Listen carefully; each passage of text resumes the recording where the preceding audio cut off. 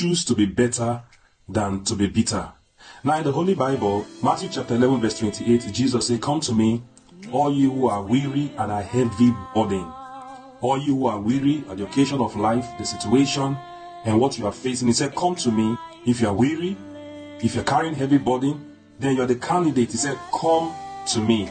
Sometimes we don't realize how much unnecessary weight we bear on our shoulders. The load that we have carried on our shoulders is putting so much on us. The consequences of that it slows our progress and our movements. It's not just about the concept of coming with the load that we carry to releasing the load. It is actually the freedom that comes by dropping the load. Imagine somebody who is carrying something on their head, on their shoulders, and imagine the relief when such burdens are dropped. That's the same thing. In this case now, it's not necessarily physical load of burdens that we're carrying on our heads, on our shoulders, but there are a lot of things that we're carrying in our hearts that He said, "Come to me and lay it down." I like to say that self-love actually begins when we start letting go of unnecessary burdens, unnecessary cares, unnecessary concerns, unnecessary things that we're allowing to take root in us, bitterness and all of that.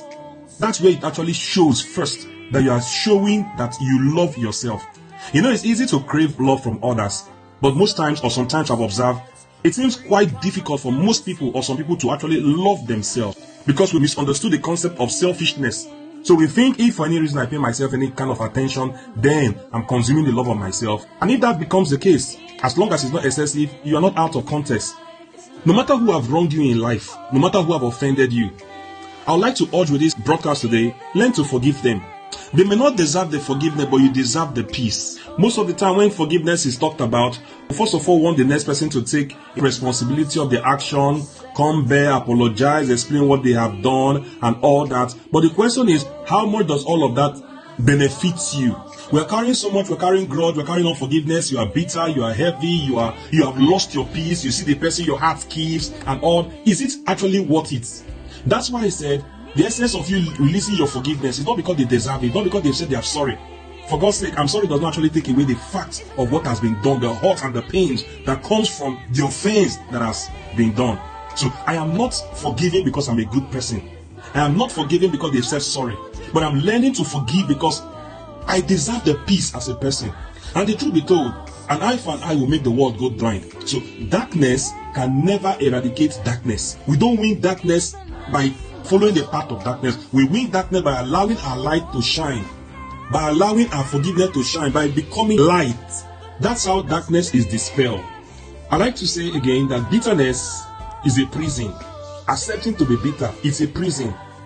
And what bitterness does, that it imprisons the one who is harboring that bitterness, who is taking for what they have done and say, "I will not forgive, so I get bitter." You're imprisoning yourself. And the irony of it is that you're taking poison, but you're expecting the next person to be hurt by it. You're expecting the next person to die out of the consequences of your own action. They have done their worst. You must not follow that same path. Hence I said darkness cannot eradicate darkness. Choosing the path of peace is you freeing yourself from any prison house that may be an occasion of offense or as an occasion of bitterness. Anger is self-destructive. Hatred is not only a burden that is heavy, but is a burden too heavy to carry. So anger, hatred, and bitterness actually consumes the vessel in which it's found. That is the individual that is harboring it, that is bearing it.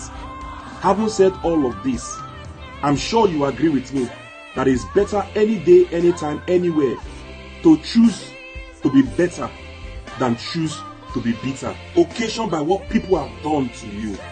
You have a choice. Don't make mistake about it.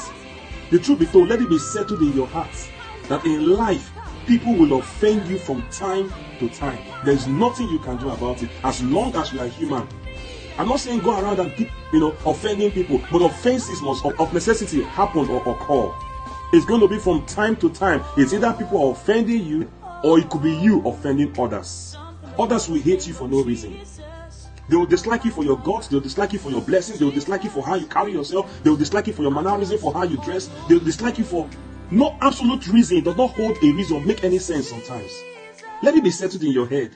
In the words of Bill Cosby, I don't know what it takes to be a success, but I know the hallmark of failure is wanting to please everyone. Not everyone is going to like you. Quit putting yourself in the prison. Liberate yourself. Free yourself.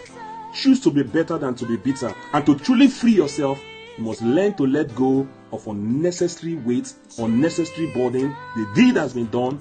Don't carry the burden of 5 years. Don't carry the burden of 5 months. Don't even carry the burden of 5 days ago.